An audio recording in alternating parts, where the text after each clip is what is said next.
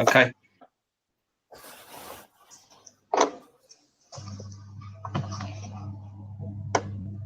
Okay, we're live now. You can begin the meeting. Okay, good evening and welcome to a virtual meeting of the Central and South Planning Committee of the London Borough of Hillingdon. This is a virtual meeting that is also being broadcast simultaneously on the Council's YouTube channel, Hillingdon, London. My name is Councillor Steve Tuckwell and I am the chairman of this evening's meeting. We're going to go through some online housekeeping, but I think all members and officers are well versed in the protocols, which essentially is to keep any mobile phones on mute. And obviously, when you are speaking, use the mute button to speak. And obviously, when you're not speaking, keep the mute button on, as we only want one person speaking at a time. As we're in virtual format, we will need to do an attendance roll call to verify attendance. So we'll call out everybody's name in order, and if you just confirm that you are here, and we'll start with the Vice Chairman this evening, Councillor Chapman.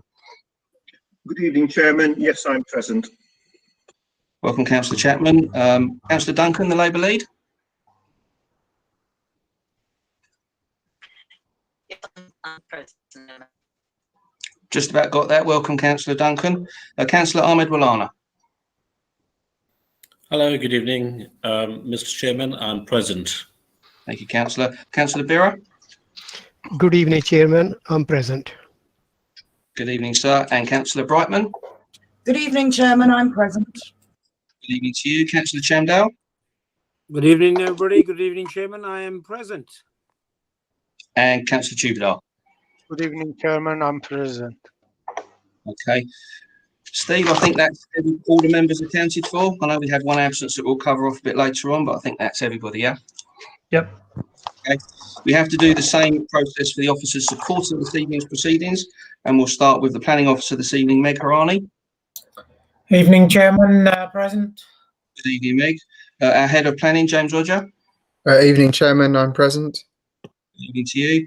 We have the benefit of two Democratic Services officers this evening. So we'll start with the gentleman who's looking after us this evening, Steve Clark. Here. Good evening. And Neil Fraser. Present, Chairman. Good evening. And our legal advisor this evening, Glenn Egan. Good evening, Chairman. I'm present. So that's all officers accounted for, is it, Steve? Yeah? Yes. Okay.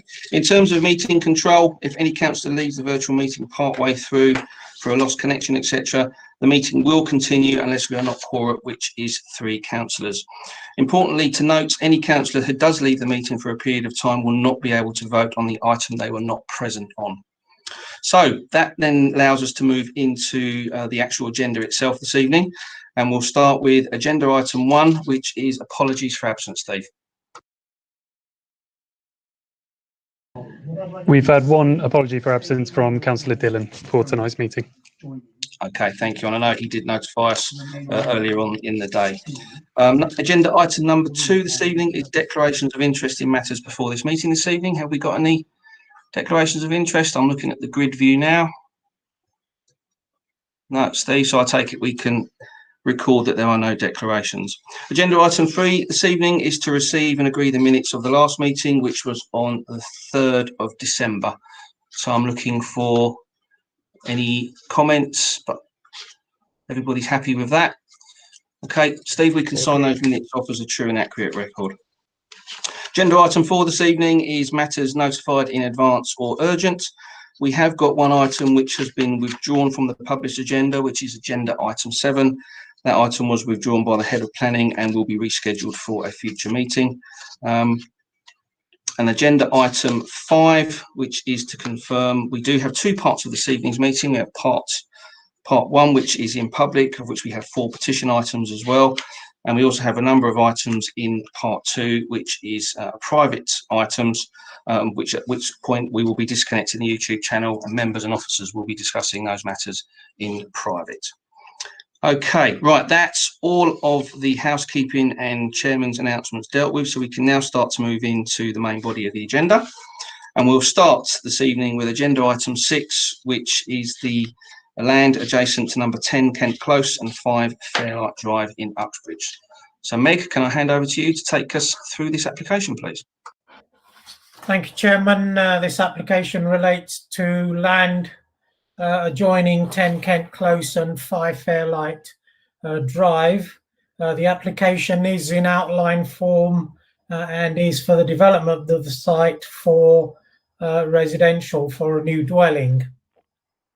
The matters that are reserved for future, if the application is approved, relate to appearance, landscaping, and scale, which would be the size of the development, including its height, width, and depth, and so on.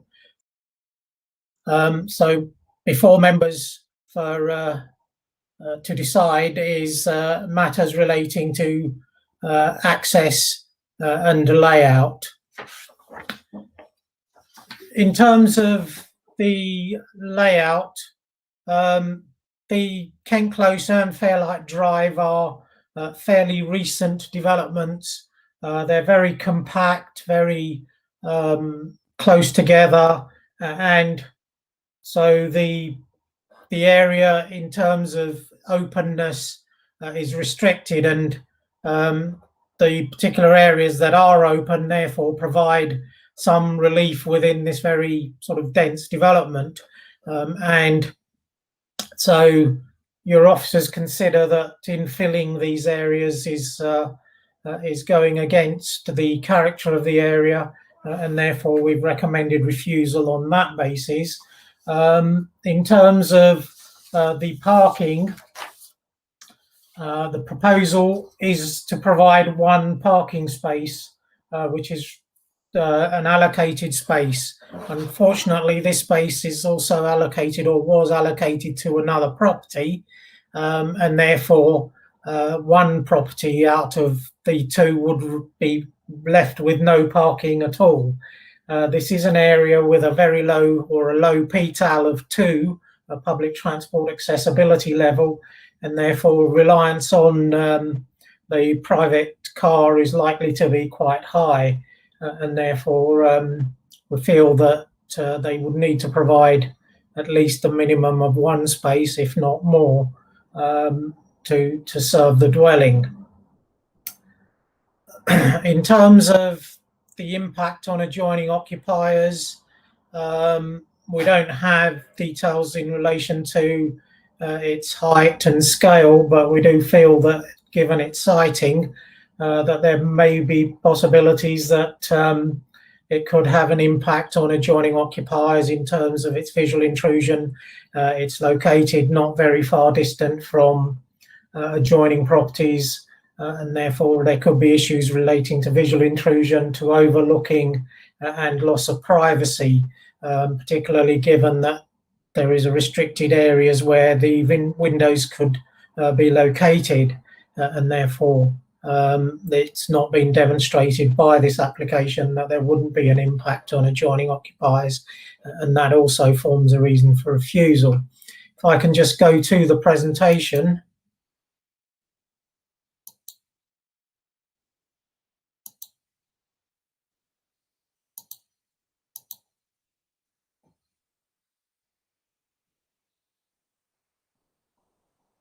Yeah, we can see that. Okay, Meg. Thank you. That's the site. So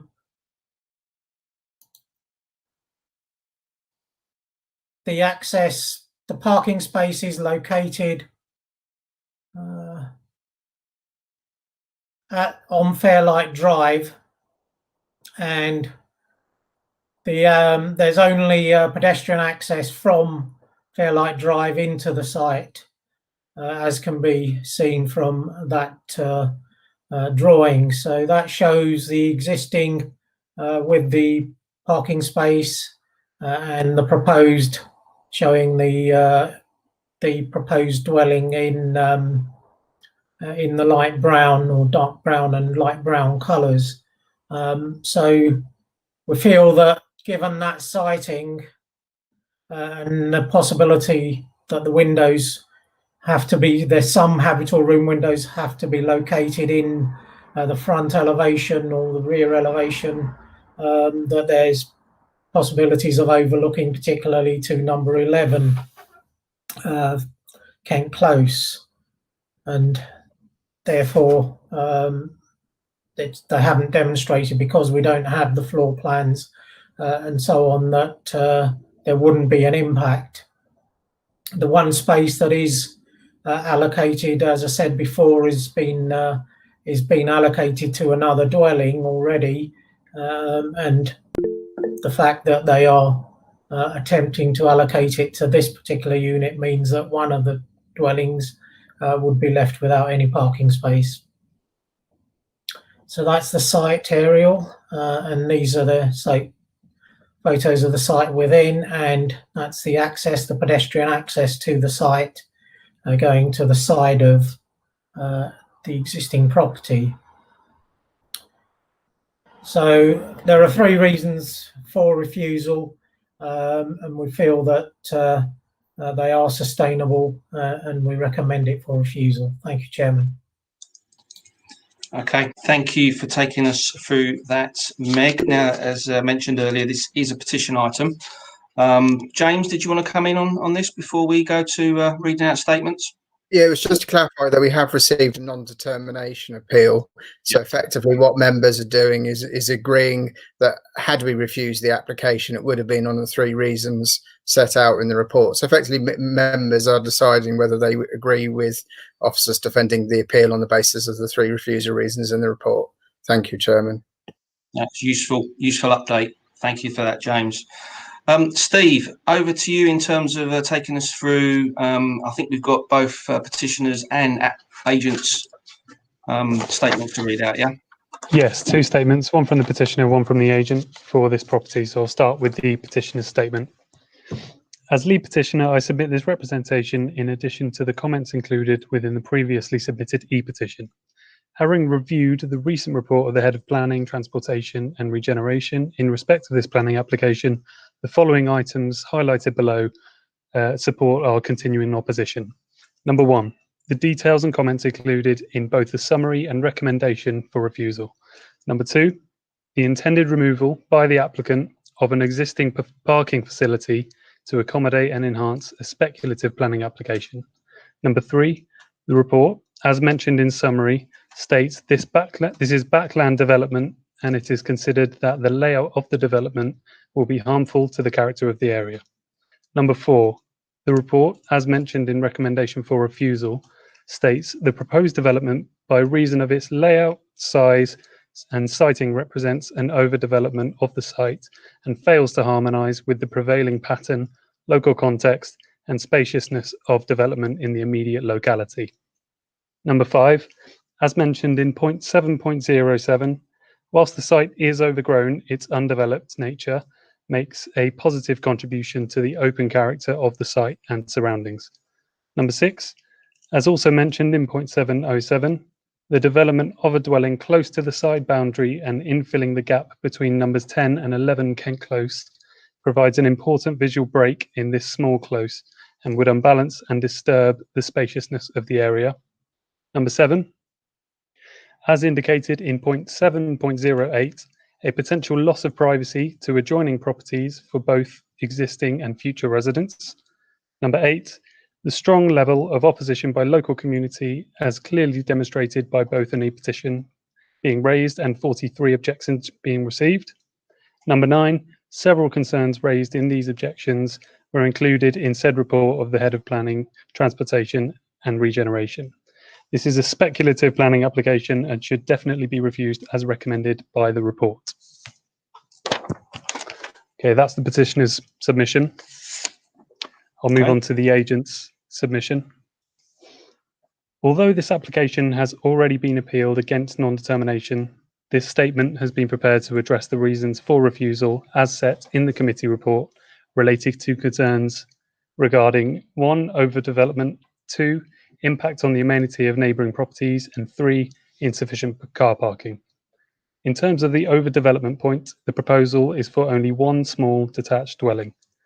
Outline applications of this nature where all matters are reserved except for access and layout are only supposed to consider the principle of the development and access and layout considerations.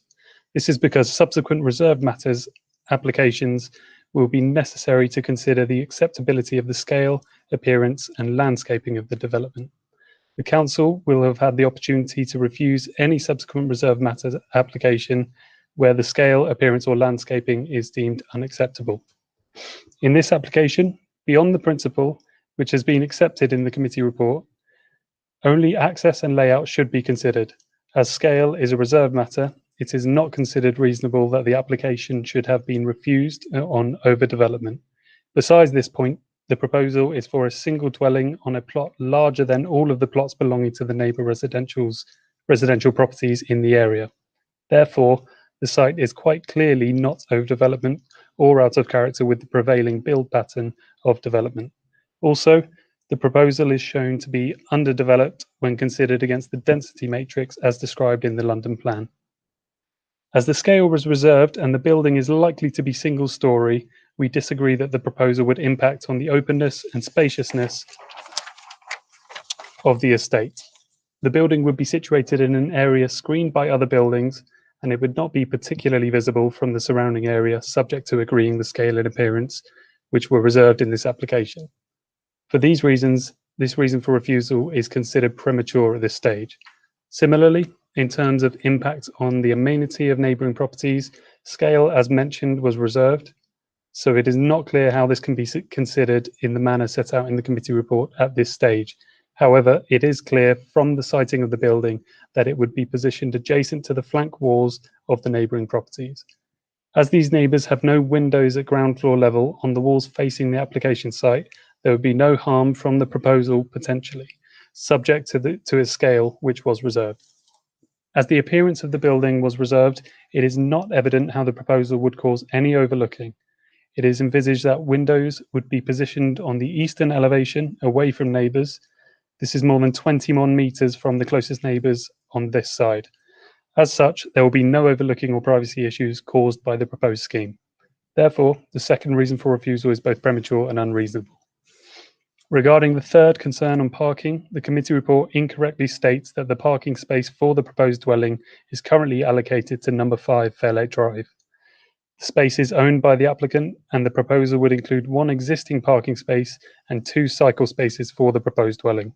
It is recognised that the site is in PTAL2. However, the dwelling is located less than 600 metres from Uxbridge Metropolitan Town Centre, with all the amenities available in it, including the benefit of Uxbridge Tube Station, which has good access to central London and elsewhere. On balance, the level of car parking is considered to be reasonable for one dwelling being proposed. In conclusion, we consider that the development makes the most efficient use of this underutilised land. The principle is acceptable, and the proposal would still constitute underdevelopment of the site, but this was considered a reasonable approach to safeguard the character of the area and residential amenity of the neighbours. Nonetheless, this application reserved scale, appearance and landscaping, which would have ultimately determined what would have been acceptable on the site.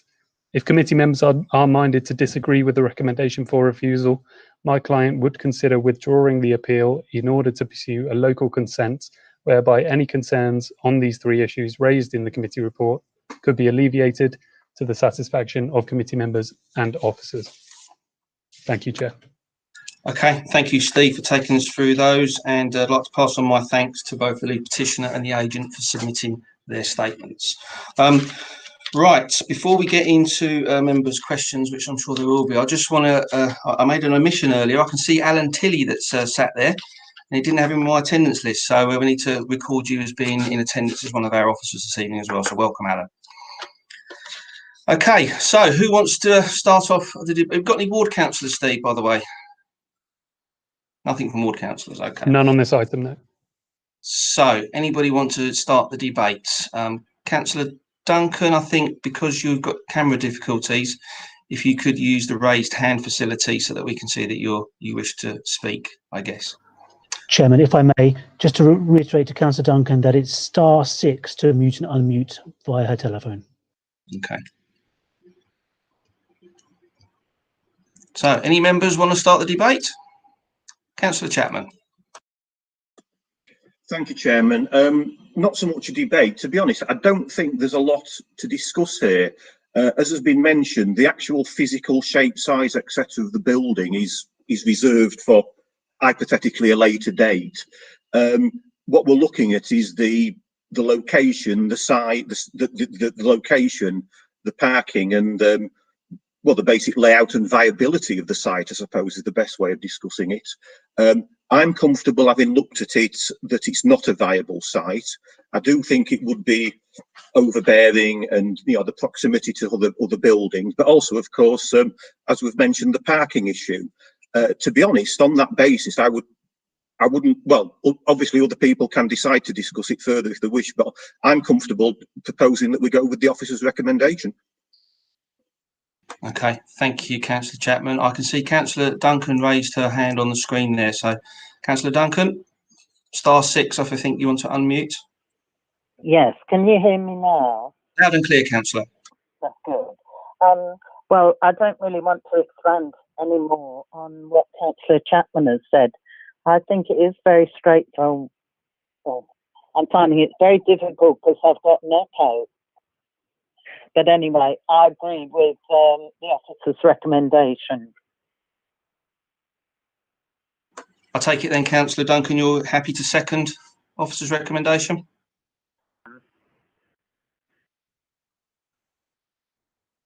I take it that was a happy to second. Yes, I am. Okay, thank you, Councillor. Okay, any other members wanting to speak on this application?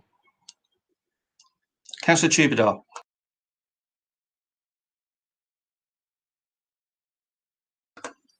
Over to you. Well, I agree with the previous two councillors. I don't really think there is much to be discussed on this application, and I propose we go to a vote on this one. Okay, thank you, Councillor Tubadar. I'm not seeing any other members wishing to indicate to speak, so I think we can move to the vote on this one. Okay, Councillor Chapman, you moved. So, Councillor Ahmed Walana? I am for, Mr. Chairman. Okay, Councillor Brightman? I'll go with officer's recommendations, Chairman. Thank you, Councillor. Councillor Chamdale? Officer's recommendation, Chairman. Thank you. Councillor Tubadar? For refusal, Mr. Chairman. Thank you. Councillor Duncan, you seconded, so that leaves Councillor Bira. I go with the officer's recommendation, Chairman, Okay. for refusal. I'll make that unanimous 7 votes for refusal of agenda item 6. Can you confirm that, Steve? Yep, unanimous vote, Chairman. Okay, so I can confirm agenda item 6 this evening is refused. Okay, right, moving on. Agenda item 7 we know has been withdrawn this evening, so that leaves us nicely into agenda item 8, 336 Balmoral Drive in Hayes. Meg, can you take us through the application, please? Thank you, Chairman. This is an application relating to 336 Balmoral Drive, which is a semi-detached property which has had substantial extensions done under permitted development, and the council has policies which relate to the conversion of properties DMH4, and amongst the criteria is that the property needs to be at least 120 square metres and that within 1 kilometre distance either side of, or 500 metres either side of the property, there should be no more than 10% of the properties converted into flats. The property in this particular case is over 120 square metres, just at 121 square metres, and there is one other property that has been converted, which we've noted from our records, and this was granted permission in 2007 at number 264 Balmoral Drive, which is some 400 metres away from this property. So the 10% rule is complied with. So in principle, the conversion of the property is acceptable. The question for officers was then whether the property met the criteria in terms of the size of the flats that are being proposed, and it does. Both of the flats are over the required amount. The ground floor would be required to be 50 square metres, and it is just over that. And the top floor, first and second floor flats would need to be or flat would need to be 58 square meters, and again, it complies with that requirement. So the next question then for officers was the parking situation. This site is located within a transport accessibility level 3, which is medium, and therefore would require the provision of 1 to 1.5 spaces. 2 spaces are indicated on the frontage, and there is a condition requiring details of the parking layout to be provided as part of the overall landscape condition, and if members felt that that needed strengthening, then there could be additional wording added to that. So we feel that the application complies with all the requirements for conversion, and therefore we have recommended it for approval. I would bring members' attention to the addendum which relates to this property. There are 2 additional conditions which are being proposed, one relating to no new windows being put into the property, and the second one relating to the use of the flats as flats only, and not for properties in multiple occupation, and therefore we feel that sufficient control has been provided with those 2 conditions. If I can just go to the presentation.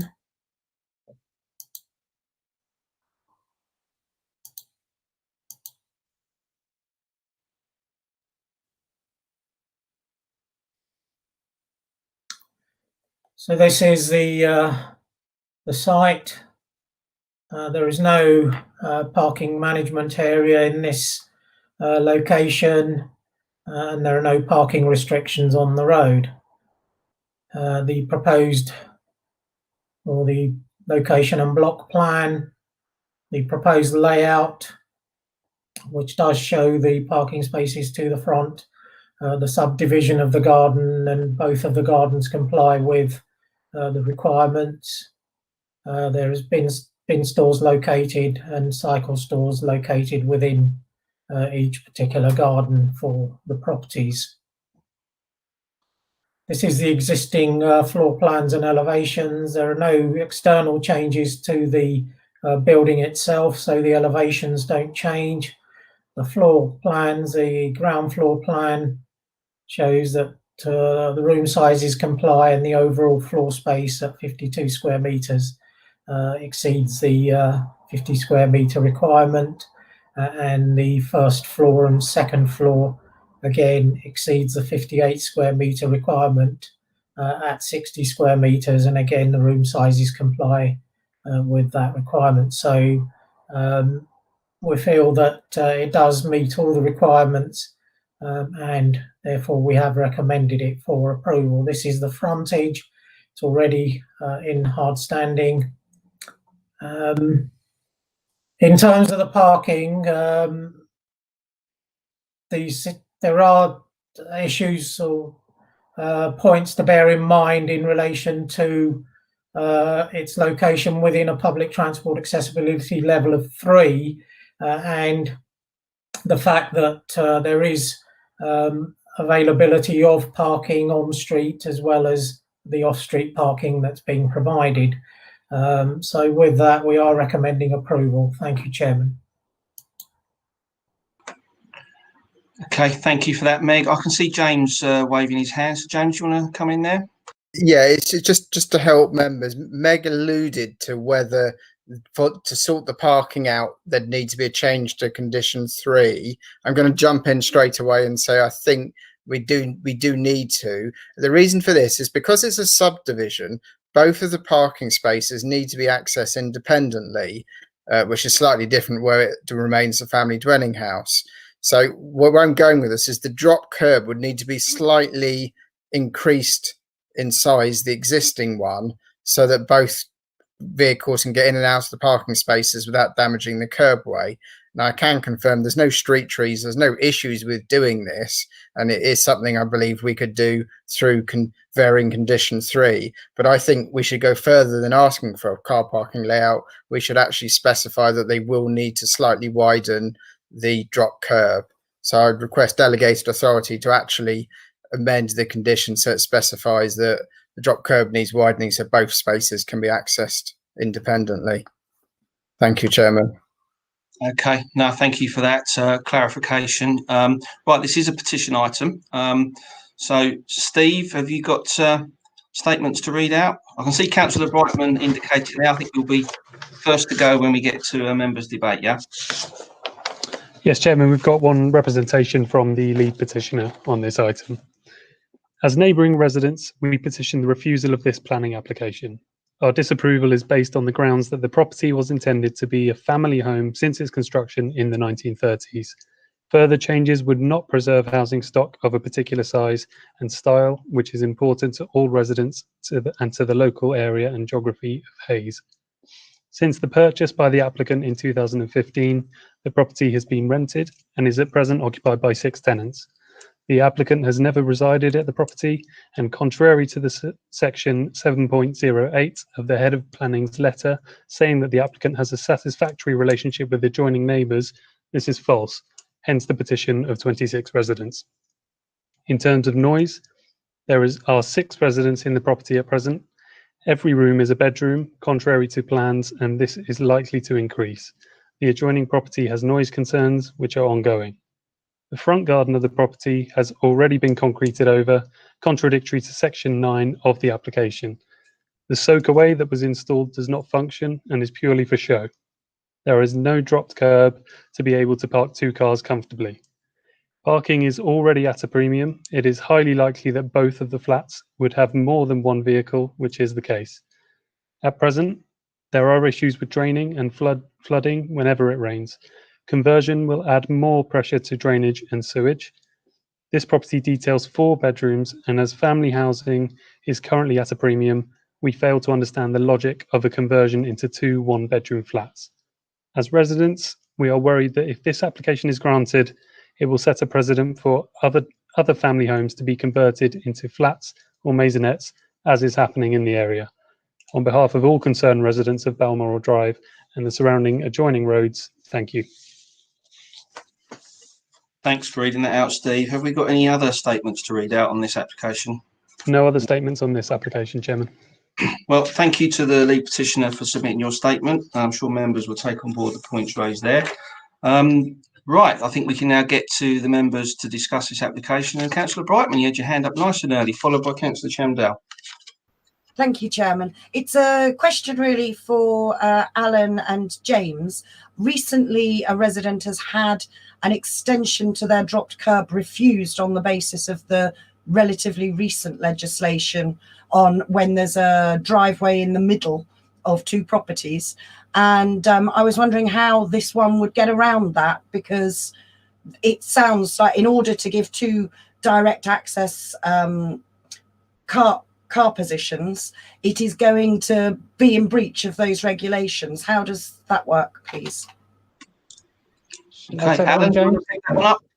Yeah, thank you very much. The council does have its own guidelines with regards to vehicle crossovers, and to widen the vehicle crossover for the application site, it would be necessary, I believe, to have a raised curb to separate the drop curb at number 336 and the adjoining property, and that would be then in conformity with the council's guidelines. So I think, just to paraphrase there, Councillor Brightman's question was, are we in breach of our own guidelines? And I think you're saying no, we're not. If it's correctly designed, no, it wouldn't be, of course. Okay. I think there was a suggestion about a condition to get the wording right on that one. But Councillor Brightman, any comeback on that? No, it seems that if they're going to raise the curb at the beginning of the dual drive, the shared drive, then it does get around that particular issue. I shall mention the residents. If I could just come in again, in simple terms, it means making a raised section of curb in the middle, and perhaps in the condition you might want to add in accordance with council guidelines.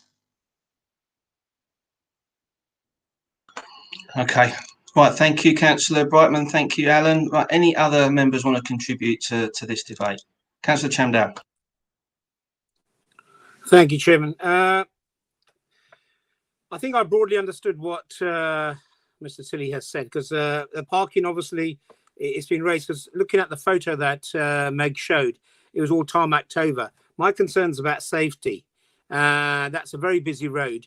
There's no way of actually seeing which part is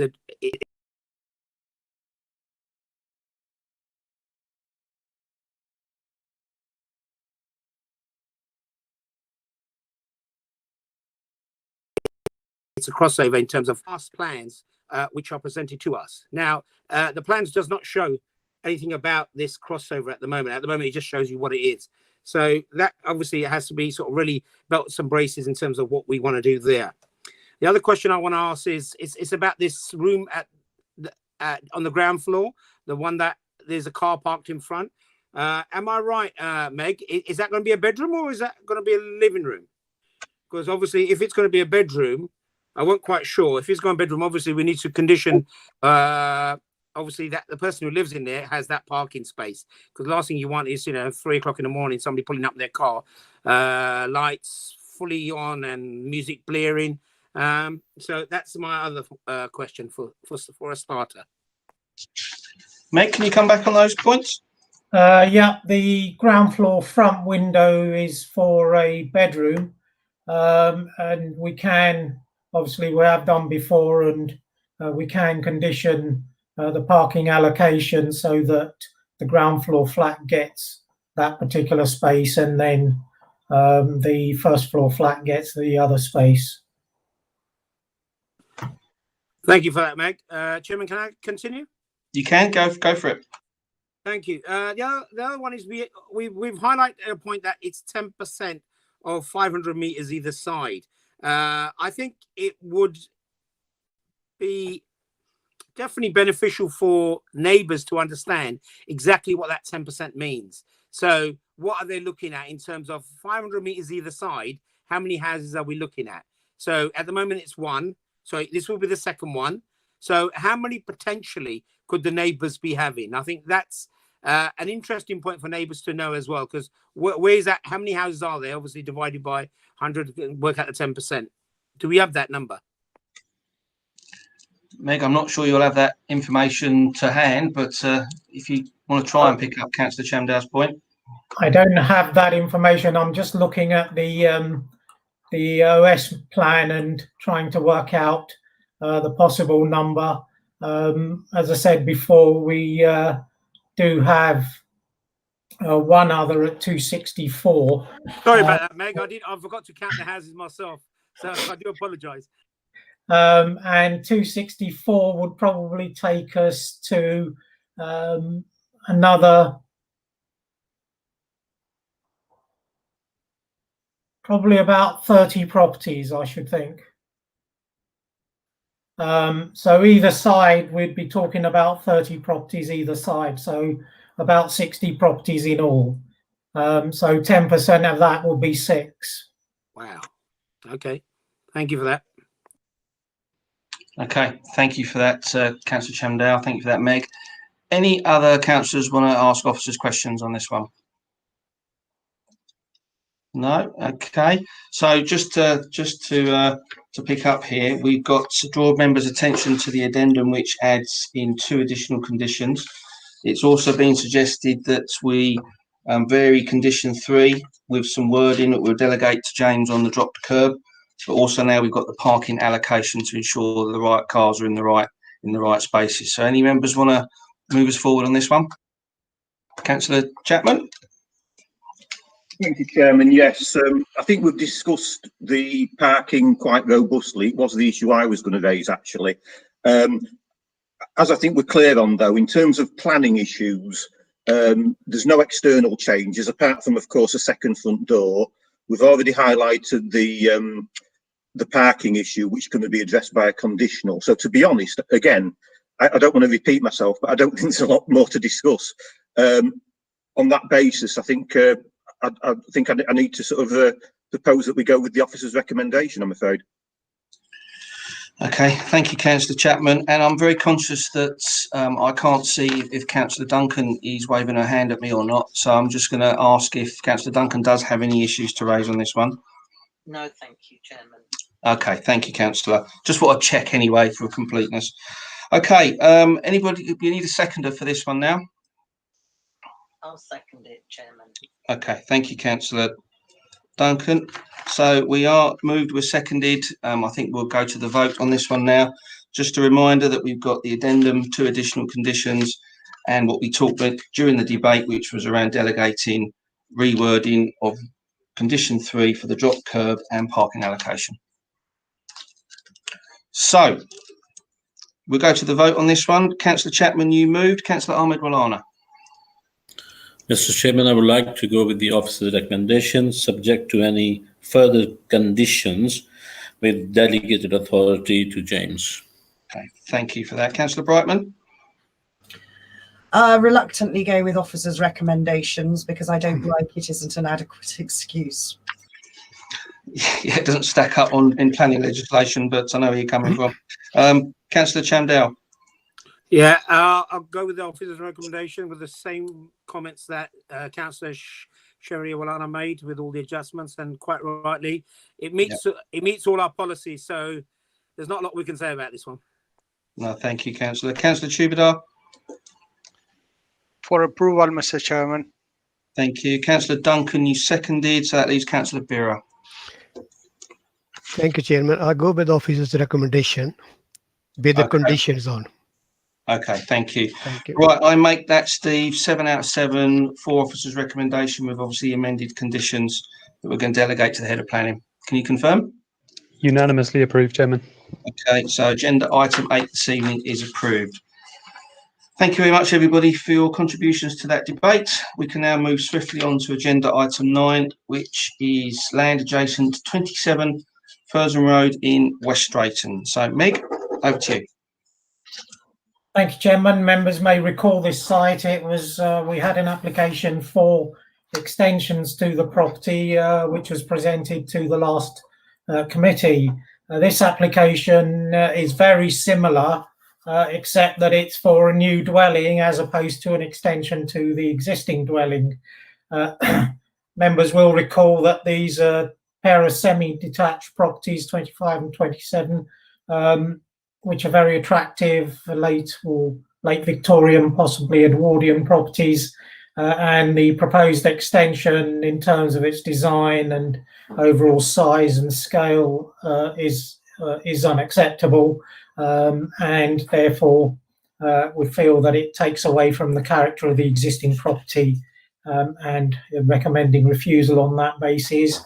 The previous application for extensions was also refused because of its impact on the properties to the side of it, 23 and 24 Ruffle Close, which are pretty close to this property at approximately 11 metres, and to have a 2-storey wall 11 metres away from the rear windows, we feel is too close and would have an unacceptable dominating effect on those two properties. So again, that's recommended for refusal on that basis. The impact on the existing property itself is unacceptable. This wasn't a reason for refusal previously because it was proposed to be extensions to the existing property. This is a new dwelling, and the impact on the windows in number 27 Furston Road we feel are unacceptable, and therefore the impact on that property is also unacceptable. And finally, members will note from the objections raised by the council's access officer that the proposal doesn't comply in terms of its accessibility for disabled people and its terms of its size and layout. It's unacceptable on that basis, and therefore that forms a 4th reason for refusal. So there are 4 reasons for refusal, and if I can go to the presentation.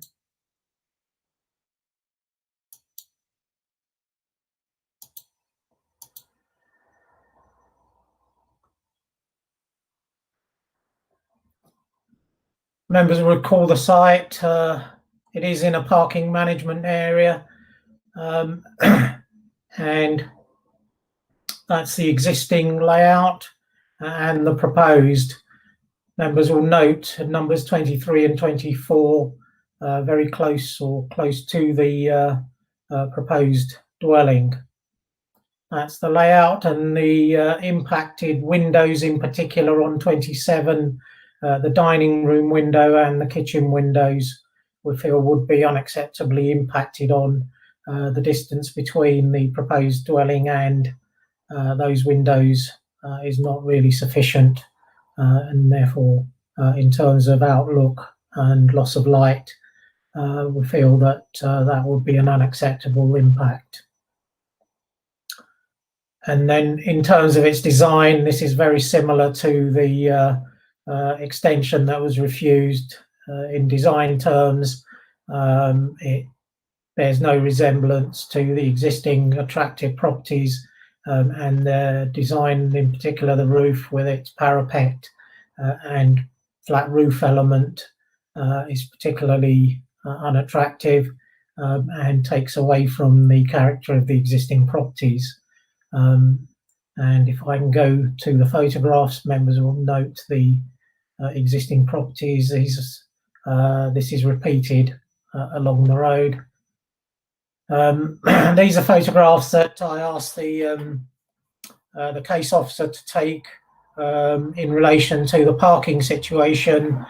This is in a parking management area, and officers' experience in terms of defending appeals on parking where there is on-street parking available in reasonable numbers is that the inspectorate would usually approve applications if that was the only reason for refusal.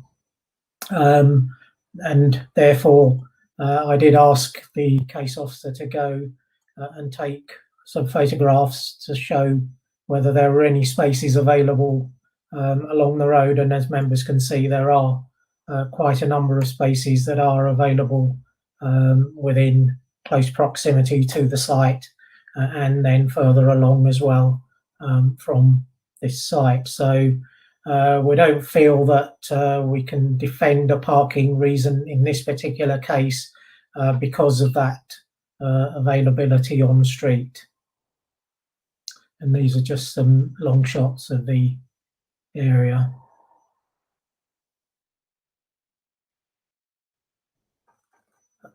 In terms of the actual property itself, the design is repeated along the road. So these are the designs of the existing property, and the proposed extension we feel doesn't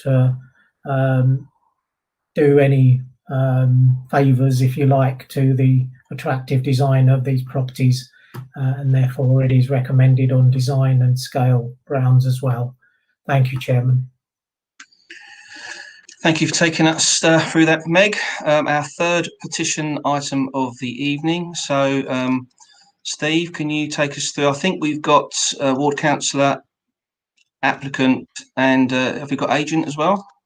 We've just got the petitioner, and we've got a submission from Councillor Sweeting as ward councillor for West Drayton.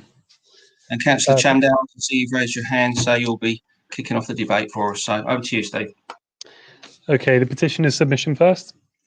As lead petitioner, I am detailing written representation of the objections to this application. Firstly, I would like to thank the committee and officers for the efforts in your findings, and we fully support your decision. Our objections for the above application are as follows. There is no additional parking space in front of the proposed house. There is only one parking space outside number 27, which any resident of Furston Road can occupy with a valid parking permit. There is physically no space to create additional parking space as stated in the proposal. I own the land, a garden adjoining number 27.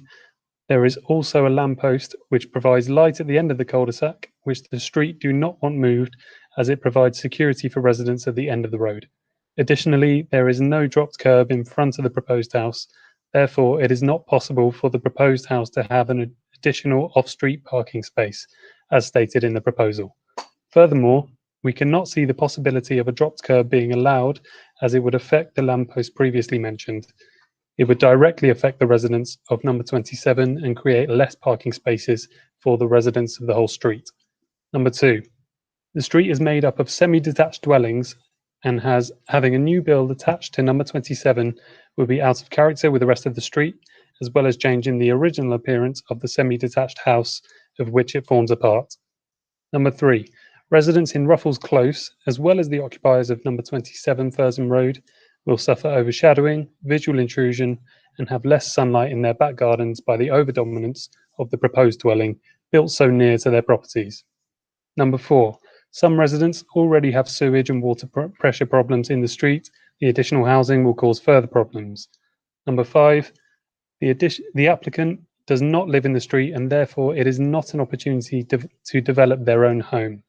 If the planning application is granted, internal plans can be changed to suit a house of more than the occupancy of the proposed dwelling.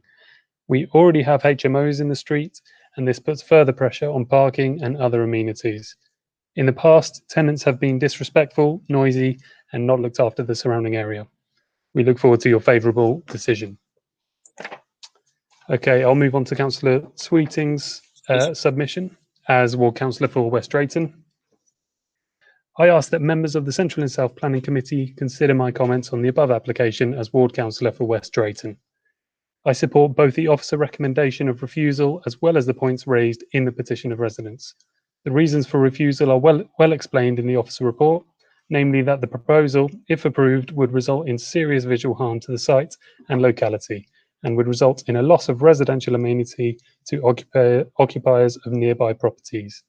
In addition, due to excessive size, scale, bulk, design, and proximity to the side boundary, would result in a development totally out of keeping with the neighbouring properties, and would create a building which would fail to harmonise with the architectural composition of the original semi-detached dwelling. In essence, if built, it would create an incongruous form of development. The proposal would also impact adversely on adjoining occupiers at 23 and 24 Ruffles Close, as they would be confronted with the building, which would result in visual intrusion and loss of outlook due to its overdominance. In addition, the proposed development takes no account of Policy 3.4 of the London Plan, which seeks to ensure that new developments take into account local context and character. What is proposed is of poor design and would not improve in any way the character and quality of the area, which comprises solely of Victorian semi-detached properties. As detailed in the officer's report, the dwelling would completely engulf the existing attractive semi-detached dwelling, would be detrimental to the visual amenities of the street scene, and would create a cramped and ugly form of development. I therefore ask the committee to support the officer's recommendation of refusal and the petition of residents. I thank the committee for considering the points I have raised in my request that the application be refused. Thank you for that, Steve, and as ever, thank you very much to the lead petitioner and Councillor Sweeting for submitting their statements. So we've already got two councillors have indicated, Councillor Chamdale followed by Councillor Chapman. So over to you, Councillor Chamdale. Thank you, Chairman. I can't say any more than that. We've got plenty of refusal reasons. I think 4 we said. The report's pretty precise in what it's saying. I agree with it. It doesn't look right. But also, regards to the parking, I understand we did have some photographs, but we didn't get a time or what time it was taken, because that having just one set of pictures just paints one set of opportunity for us to see. It could have been during the time that the PMC is actually on. It would be interesting to see what the street looks like outside these hours, say about 6, 7 o'clock in the evening. But I take on what the board said, and I'll go with officer's recommendation. Thank you, Councillor Chamdale. Alan, Meg, did you want to pick up the point around timing of the photographs, or? Thank you, Chairman. Yeah, I mean, I agree with Councillor Chamdale in a way that it is only a snapshot, and usually I would take that type of photographs, if you like, with a pinch of salt, in that most of the parking pressure is after 5 o'clock, and before 8 o'clock in the morning, after 5 o'clock in the evening, before 8 in the morning, when most people are using their cars going off to work, etc., etc. However, we are in a situation where these photographs are only taken just before Christmas, so we are in a situation where a large majority of the people are working from home. So that situation is slightly different, and I would suggest that a lot of the cars that may have gone away are actually occupying the spaces on the street. So it's a reasonably accurate picture in this particular case, I think, of the parking situation overall. But in general, I agree with Councillor Chandal that we do need to have an overnight parking survey, really, to show the parking pressures. Thank you, Chairman. Okay. Thank you for that, Meg. Right, I've got Councillor Chapman, Councillor Duncan and Councillor Birrett indicating. So, Councillor Chapman? Thank you, Chairman. Yes, most of what I was going to say is what Councillor Chandal's just said. I was going to ask when the photographs were taken. Very comfortable with the 4 conditions that are already there. I mean, it's one of the beautiful ironies that making the building look like a classic Victorian building has effectively made it DDA incompliant, which I think is wonderfully ironic. I'm very glad to see there's a separate condition regarding Ruffle Close, because if I was there, I'd be very upset about it. But coming back to this parking issue,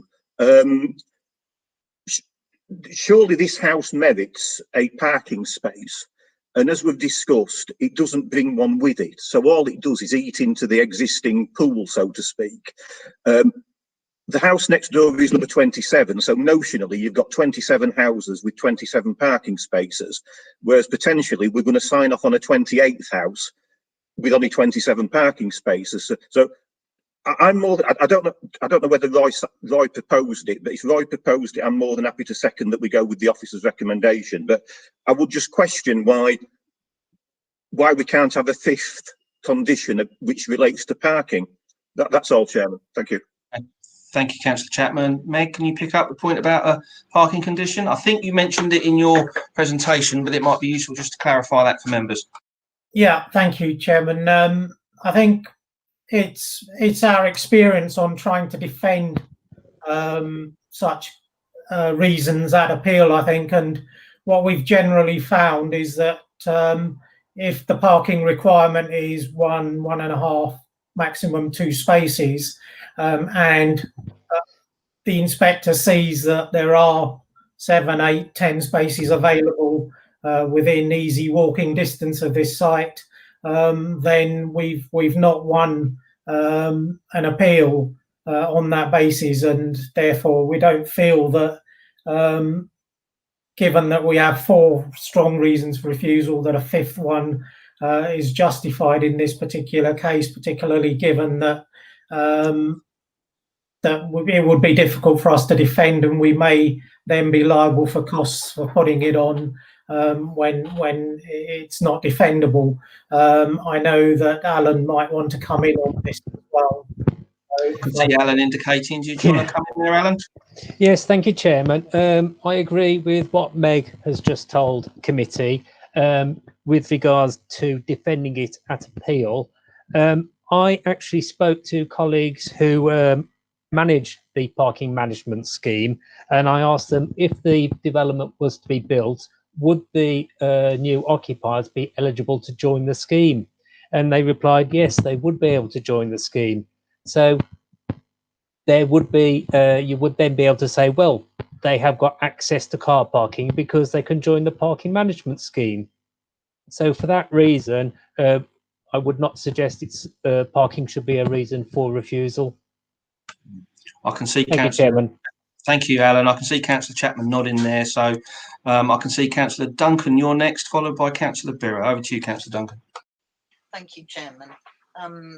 I do appreciate the points made about parking, because I have personally been in that road at evening and weekends to visit residents when it has been completely fully parked, and I have had to double park outside somebody's house and leave a note to say where I am.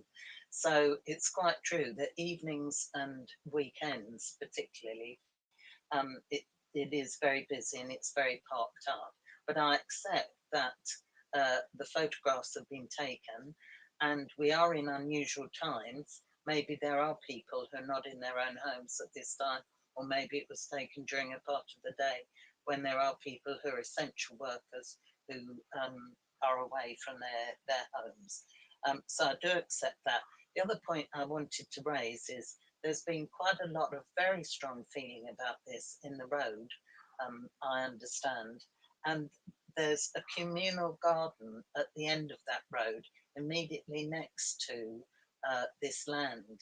And in order to access it, if you did want to get any kind of a vehicle across, I think you would have to take part of that land. Now, this is a piece of land at the end of the road. You can see it on the OS map. And residents have just come together and made it into a communal garden for the enjoyment of everybody in the road, which is, you know, a very nice thing. And it shows the kind of sort of community spirit that there is in the road. And I think it would be a great shame if any of that was lost as a result of trying to get access to this property. So I agree with all the other points that have been made, and I commend the officers on their report. I think they are very sound reasons for refusal. Thank you. Thank you, Councillor Duncan. I think members will have seen the patch of land you're referring to in a couple of the pictures as well. So yeah, it is quite an attractive plot at the end of the road. So Councillor Borough. Thank you, Chairman. Well, I think most of the points I want to raise is already being questioned by my colleagues. So parking was the main issue, but apart from that, I just go with the officer's recommendation, really. Doesn't leave me much to open up. No, thank you. Thank you for that, Councillor Borough. Okay, I'm not seeing any other members indicate we are moved. We are seconded. So I think we can go to the votes. So Councillor Chapman, you seconded. So Councillor Ahmed Walana. I go with the officer's recommendation, Mr. Chairman. Thank you. Councillor Brightman. Go with officers' recommendations, Chairman. Thank you. Councillor Chamjal, you move. So Councillor Tubadar.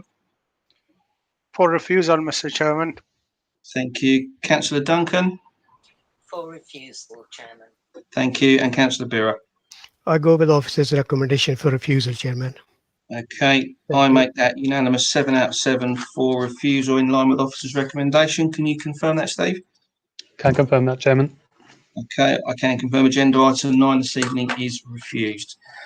Okay, thank you, everybody. We can now move on to agenda item 10, our final petition item of the evening. So just to remind members, agenda item 11 falls soon after it. So we're going to have one presentation and 2 votes.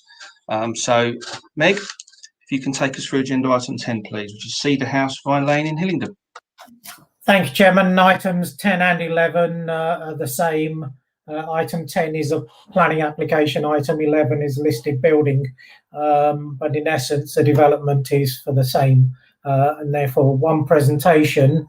The application is for change of part of the grassed area into a car parking area with gravel surfaced layout. The reasons that this is recommended for refusal twofold. First, the impact on the listed building and the conservation area, the loss of the space, the green space, and the visual impact that that has on the setting of the Grade 2 star listed building and the surrounding Hillingdon Village conservation area. And secondly, the impact that the proposal has on the existing trees, which are covered by the fact that they are in the conservation area. And members will note the strong objections that we've received from the conservation officer set out on pages 66 and 67 and 68, and the landscape officers on 69 and 70. I don't wish to go through all of those details, but suffice to say that there are strong objections to the impact on the setting of the Grade 2 star listed building and the overall conservation area and the impact that it has on the trees which are outside of the site and not in the control of the applicants, but because of the hard surfacing that's being done, the impact that that has on those trees. If I can go to the presentation.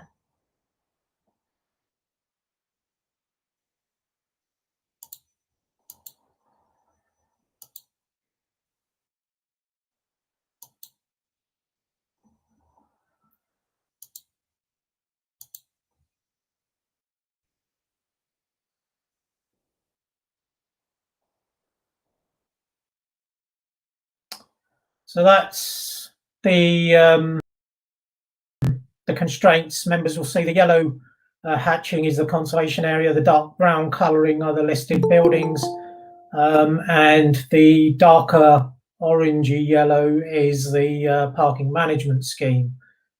So the conservation area, the site is in the conservation area, it's also in the parking management scheme, and it is Grade 2 listed or Grade 2 star listed building.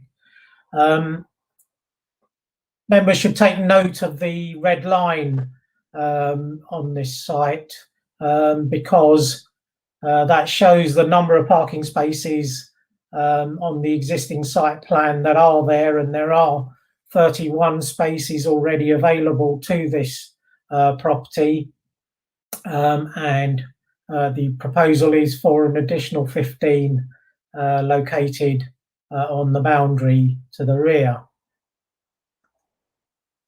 These are the photographs, and one of the things I would say about the parking is that we've had, although the applicant is saying it's required as an overflow car park, we don't have any figures as to the occupancy of the existing spaces.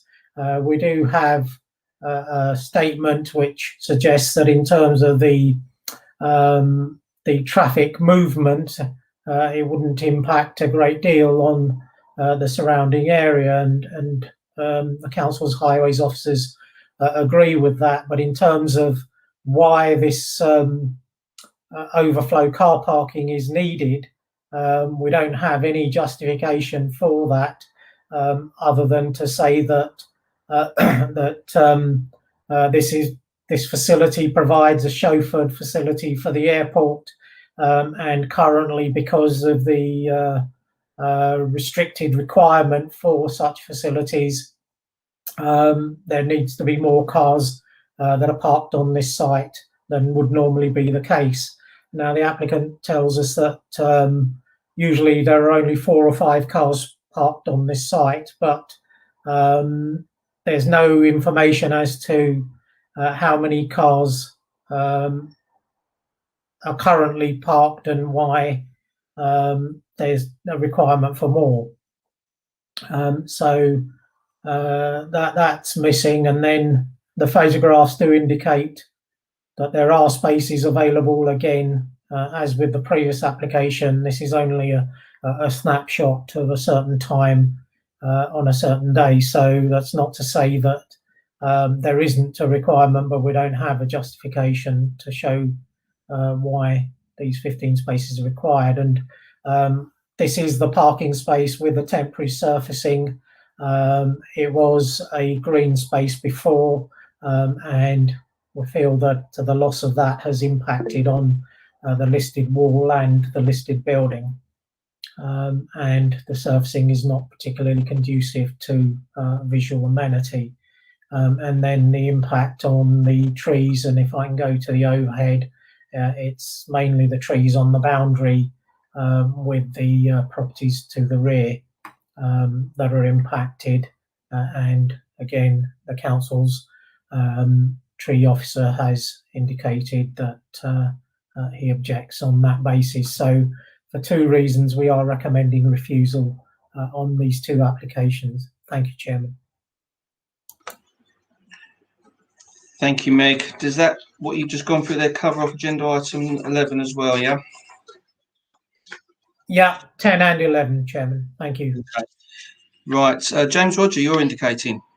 Yeah, sorry, it's just there's one typographical correction. Both refusal reasons need to say it's grade 2 star, the listed building. At the moment, they say it's grade 2, and I can confirm it is grade 2 star.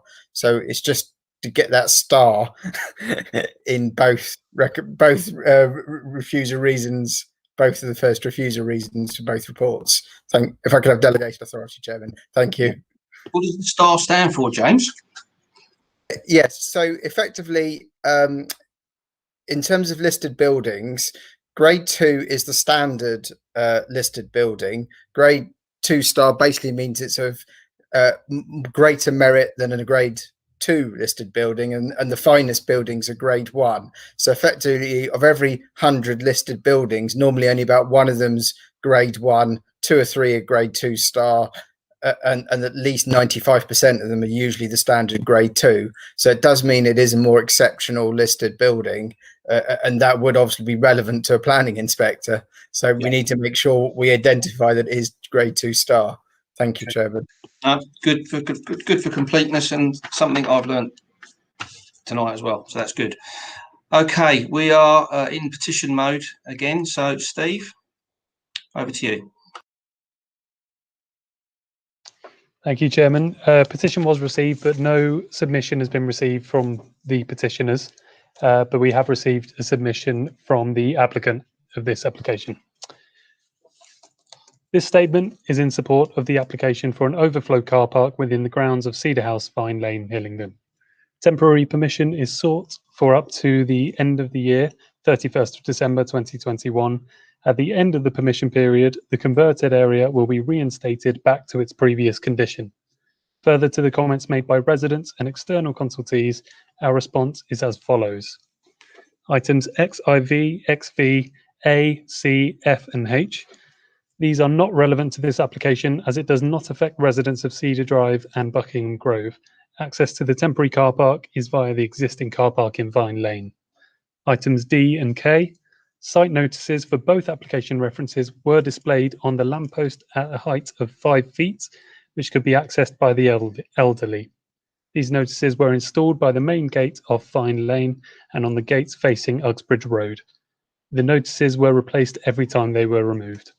Item XII, damaged wall of the access gate facing Cedar Drive will be repaired under a separate listed consent application, and it is not relevant to this application. Item X, whilst we have no control over where delivery drivers stop on the road, we can inform them to drive into the car park area for their deliveries. Items B and E, we did not pursue opening of the gate at Cedar Drive, impacting residents in Cedar Drive, and did not undermine grade 2 listing on the wall. Items G and L, TPO survey combined with arboricultural implication assessment can be submitted in 3 weeks by the 31st of January, which will address any possible impact on the tree roots. Items I and J, the application was available on Hillingdon's planning portal from the 12th of November 2020. Items 1, 2, 3, 4, 5 and 7, the plastic grid / gravel represents reasonably good condition to protect the grounds, thereby preserving the historic character of the grade 2 star listed building, and it was installed on top of the existing ground. No excavation works have taken place. The car park is full on Sundays as the chauffeur business is badly hit due to the pandemic, and therefore cars parked overnight have to be covered with tarpaulins to protect the cars from being damaged with fruits from the falling trees above. The existing surface has had a grass edging. The middle was mainly covered with wild bushes, shrubs and vegetation, which were removed. The wall bordering the car park is separated from the parking area by plant beds along the wall.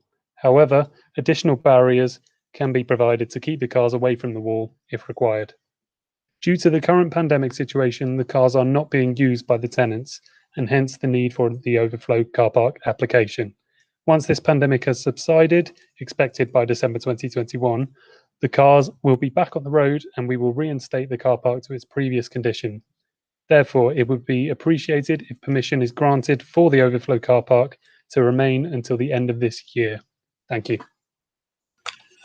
Thank you for reading that out, Steve, and thanks to the applicant for submitting their written statement this evening. So, okay, there's no more statements on this one, Steve, no? No. More councillors, okay. Right, Councillor Chamdow, you had your hand up nice and early on this one. Thank you, Chairman. Yeah, I think it states it quite plainly. Beg your pardon. I would definitely go with the officer's recommendation. I mean, it looks horrible. It really does. It doesn't fit in. It's been created. Understanding the presentation, they say, why is it needed? I mean, it's obviously, I think he's answered the question. They're using it for chauffeur driven. It's not for residents. It looks, obviously, it's for a business. We pass on the plans that are presented before us. That's what's presented before us, and I'm more than happy to go with the officer's recommendation. Thank you, Councillor Chamdow. I've got Councillor Duncan, followed by Councillor Chapman. Over to you, Councillor Duncan. Thank you, Chairman. The parking here should be ancillary to and serve the offices in Cedar House. It's not here. The parking here shouldn't be as a car business, as a chauffeur business. The parking literally should be ancillary for people working to and visiting the offices. And it doesn't appear to be the case. It appears that some chauffeur driven business involving more cars than one would normally have as ancillary to the office use is here. So I very much support this, and I don't think that this is a suitable location for a car business to be. It needs a site which is devoted to parking, not, you know, coming into the grounds of a listed building. I think it is harmful, and I would propose or second this officer's recommendation, please. No, thank you for that, Councillor Duncan. Councillor Chapman. No, Chairman, I was just simply going to second it. So Janet beat me to it, I'm afraid. Okay, I'm not seeing any other members indicate, so I think we can move to the vote for agenda item 10. We'll have to come back for agenda item 11 in a second or two. So, Councillor Chapman. Go with officer's recommendation, Chairman. Thank you. Councillor Ahmed Walana. I go with the officer's recommendation, Mr. Chairman. Thank you. Councillor Brightman. Go with officer's recommendations, Chairman. Thank you. Councillor Chamdow, you moved. Councillor Tubadar. For refusal, Mr. Chairman. Thank you. Councillor Duncan seconded. So that leaves Councillor Bira. I'll go with the officer's recommendation for refusal, Chairman. Thank you. I make that unanimous 7 out of 7, Steve, for refusal. Can you confirm? Unanimously refused, Chairman. Thank you. Right, so we'll move on to agenda item 11. I'm looking for someone to move this one. I'll move it, Chairman. So I think that was Councillor Duncan moved. Councillor Bira, you seconding? I second that, thank you. Okay, so we'll move to the vote for agenda item 11, which is the listed building consent. So Councillor Chapman. Officer's recommendation, Chairman. Thank you. Councillor Ahmed Walana. Officer's recommendation, Chairman. Thank you. Councillor Brightman. Go with officer's recommendations, Chairman. Thank you. Councillor Chamdow. Officer's recommendation, Chairman. Thank you. Councillor Tubadar. For refusal, Mr. Chairman. Thank you. And Councillor Duncan and Councillor Bira moved and seconded respectively. So, Steve, I'll make that unanimous 7 out of 7 to refuse the listed building consent for agenda item 11. Refused, Chairman. Okay, thank you. Right, so agenda item 10 and 11 are refused this evening. Thank you, everybody, for your contributions. Okay, we will move on to agenda item 12 now, which is the 106-278 quarterly financial monitoring report. Anything we need to refer to on this one, Meg or James? No, so I think we are happy to, as a committee. James has anything, but nothing from me. Noted. Noted. Councillor Duncan, you got your hand up there. Was that from the previous application? Yes, sorry, Chairman. I've just. That's okay. That's okay. So So I think as a committee, we're happy to note agenda item 12, which is the 106-278 quarterly financial monitoring report. Okay. Right, with that, Steve, can we capture that? Good. Okay, right, that brings us to the end of part 1. So a big thank you to anybody that was watching on the YouTube channel.